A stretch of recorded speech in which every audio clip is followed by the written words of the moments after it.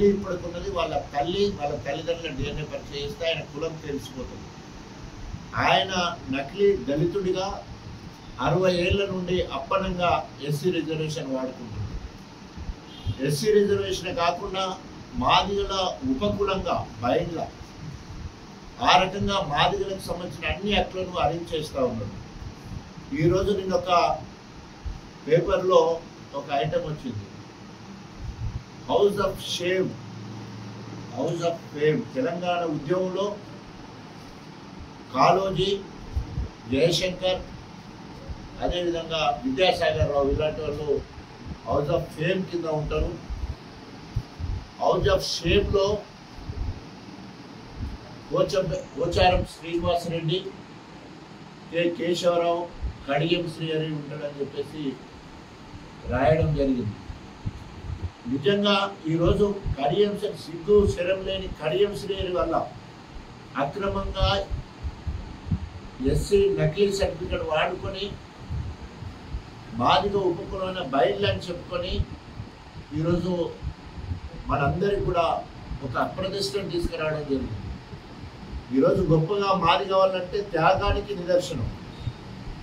1969 నుండి 71 వరకు జరిగిన తెలంగాణ ఉద్యమంలో నా మాదిగ బిడ్డ సదాలక్ష్మి తెలంగాణ రాష్ట్ర సాధన కోసం అధికార కాంగ్రెస్ పార్టీ ఎమ్మెల్యే పదవికి రాజీనామా చేసి తెలంగాణ జెండా పట్టుకొని మరి మాదిగ అస్తిత్వాన్ని, మాదిగ స్త్రీ త్యాగాన్ని ఆ రోజు చూపడం జరిగింది.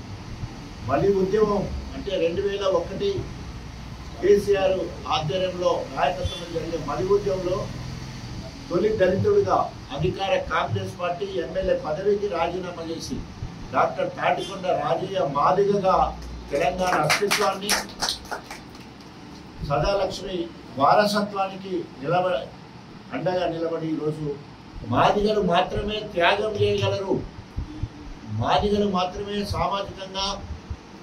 సామాజిక న్యాయం కోసం ప్రజాస్వామ్యబద్ధంగా అహింస మార్గంలో శాంతియుతంగా పోరాటం చేయగలరు. అంబేద్కర్ గారి ఆలోచనలను ముందు పెట్టుకొని 30 సంవత్సరాల నుండి కృష్ణమాదిగా తెలంగాణ ప్రాంతం నుండి జాతీయ స్థాయికి ఎదిగిండు.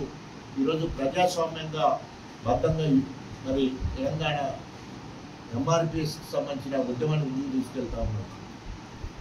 మాదిగలు ఎక్కడ కూడా త్యాగానికి ప్రతినిధులుగా ఉన్నారు కానీ మోసం చేయడంలో లేరు. ఇవాళ కడియం శ్రీహరి చేయబట్టి మాదిగలు హౌస్ ఆఫ్ షేమ్లో ఉండే విధంగా బయళ్ళ కులస్తుడు అక్రమంగా ఎస్సీ సర్టిఫికేట్ వాడుతూ ఈరోజు మాదిగలందరినీ మోసం చేస్తూ ఉన్నాడు.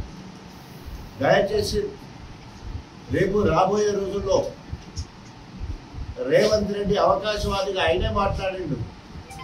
కడియం శ్రీహరి నీకు సిగ్గు శరం ఉండేది ఉంటే నువ్వు అసెంబ్లీలో ఒక హౌస్ కమిటీ వేసి నీ శీల పరీక్ష చేసుకో అని చెప్పిండు రేవంత్ రెడ్డిని. ఇప్పటికైనా నీ శీల పరీక్ష చేసుకో, నీ కుల నిర్ధారణ జరగవలసిన అవసరం ఉంది. ఎందుకంటే ఇంకా మాదిగ ఉపకులాలు ఎస్సీ వాళ్ళు నీ నిరంకుశ పాలనను, అదేవిధంగా నీ వల్ల వచ్చే అప్రతిష్టను మేము భాగస్వాములు కావడానికి సిద్ధంగా లేము. ఈరోజు మాదిగ అస్తిత్వము, మాదిగ ఉనికి, మాదిగ ఆత్మగౌరవం కోసం నిజమైన మాదిగలందరూ కూడా ముందుకు రావాలని నల్గొండ జిల్లా కేంద్రం నుండి నేను పిలిపిస్తా ఉన్నాను.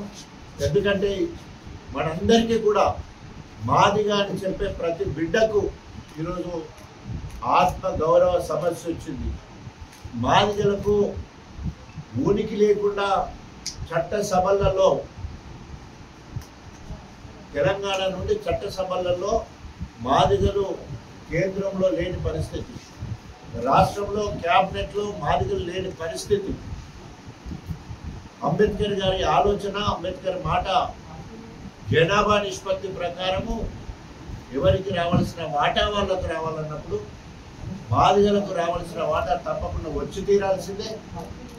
కలగూర గంపలిక 59 కులాలను కలిపి 12% ఉన్న జనరల్ పాపులేషన్లో 12% ఉన్న మాదిగలకు అన్యాయం చేయడం ఇది రాజ్యాంగ బద్ధంగా కలిగే హక్కు, దాన్ని హరించేస్తున్నది కేంద్ర రాష్ట్ర ప్రభుత్వాలు. దానికోసం నిరంతరం పోరాటం చేస్తామని చెప్పేసి తెలియజేసుకుంటూ, ఇది మాదిగ ఉద్యమ చరిత్రలో ఈరోజు కొత్త అధ్యాయం మొదలవుతూ ఉంది. ఈ రోజు నుండి మొదలుకొని మాదిగ హక్కులు సాధించుకునే వరకు, ఎస్సీలను ఏబీసీలుగా వర్గీకరించే వరకు ఈ కార్యాచరణ, ఈ పోరాటం ముందుకెళ్తుందని చెప్పేసి తెలియజేసుకుంటూ, పత్రికా మిత్రులకు, ప్రింట్ ఎలక్ట్రానిక్ సోదరులకి, అదేవిధంగా కార్యక్రమంలో పాల్గొన్న మాదిగ రక్త బాంధవులందరికీ, మహిళలకు, రాష్ట్ర నాయకత్వానికి హృదయపూర్వక నమస్కారాలు తెలియజేసుకుంటూ సెలవు. జై మాదిగ, జై మాదిగ, జై మాదిగ. అసలైన తొలి వెలుగు. ఫాలో వాట్సాప్ @తొలి వెలుగు official.